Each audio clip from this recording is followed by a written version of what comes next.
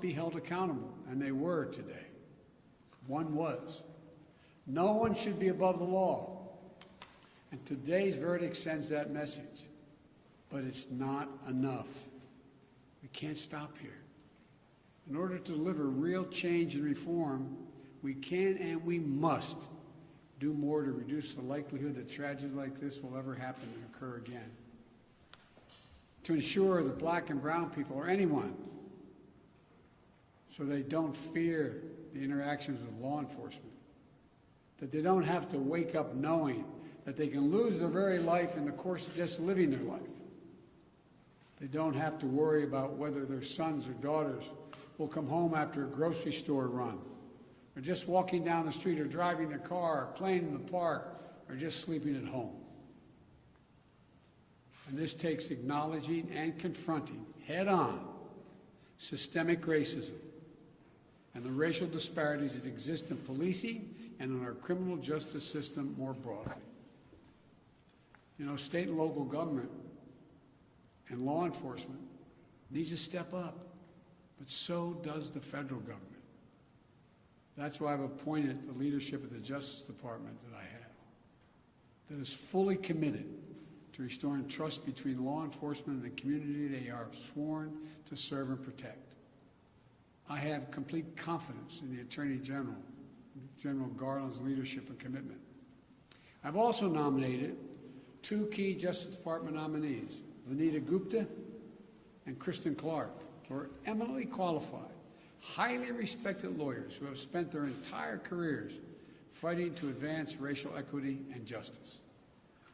Vanita and Kristen have the experience and the skill necessary to advance our administration's priorities to root out unconstitutional policing and reform our criminal justice system, and they deserve to be confirmed.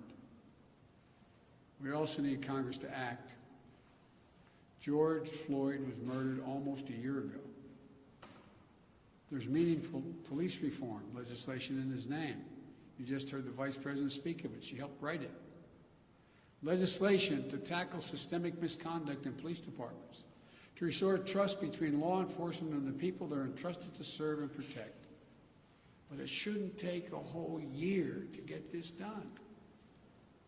In my conversations with the Floyd family, I spoke to them again today, I assure them we're going to continue to fight for the passage of the George Floyd Justice and Policing Act so I can sign it into law as quickly as possible. There's more to do. Finally, it's the work we do every day to change hearts and minds as well as laws and policies. That's the work we have to do. Only then will full justice and full equality be delivered to all Americans.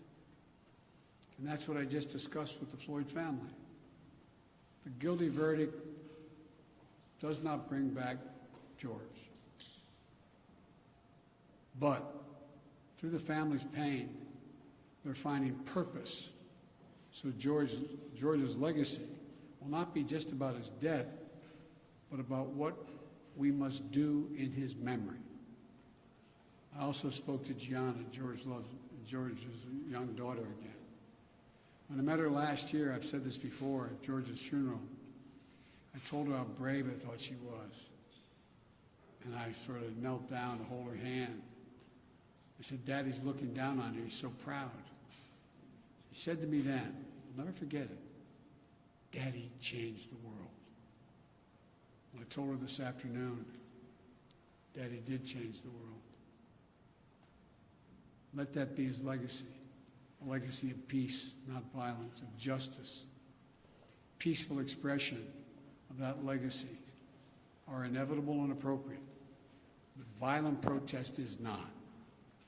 And there are those who will seek to exploit the raw emotions of the moment, agitators and extremists who have no interest in social justice, who seek to carry out violence, destroy property, fan the flames of hate and division, who do everything in their power to stop this country's march toward racial justice. We can't let them succeed. This is a time for this country to come together, to unite as Americans. There can never be any safe harbor for hate in America. I've said it many times. The battle for soul of this nation has been a constant push and pull for more than 240 years. A tug of war between the American ideal that we're all created equal and the harsh reality that racism has long torn us apart. At our best, the American ideal wins out. So we can't leave this moment or look away thinking our work is done. We have to look at it, we've looked as we did for those 9 minutes and 29 seconds. We have to listen. I can't breathe. I can't breathe. Those are George Floyd's last words. We can't let those words die with him. We have to keep hearing those words. We must not turn away. We can't turn away. We have a chance to begin to change the trajectory in this country. It's my hope and prayer that we live up to the legacy. May God bless you. And may God bless George Floyd and his family.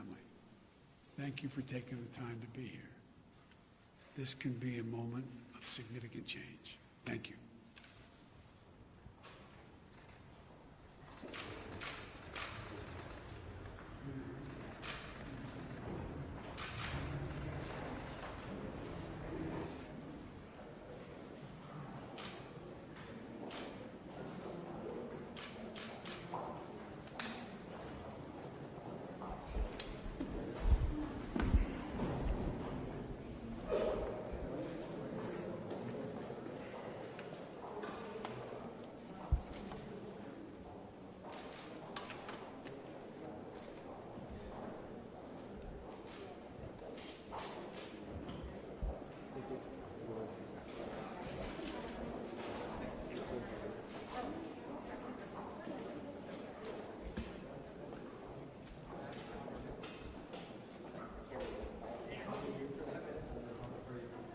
Okay, do you want me to leave it up?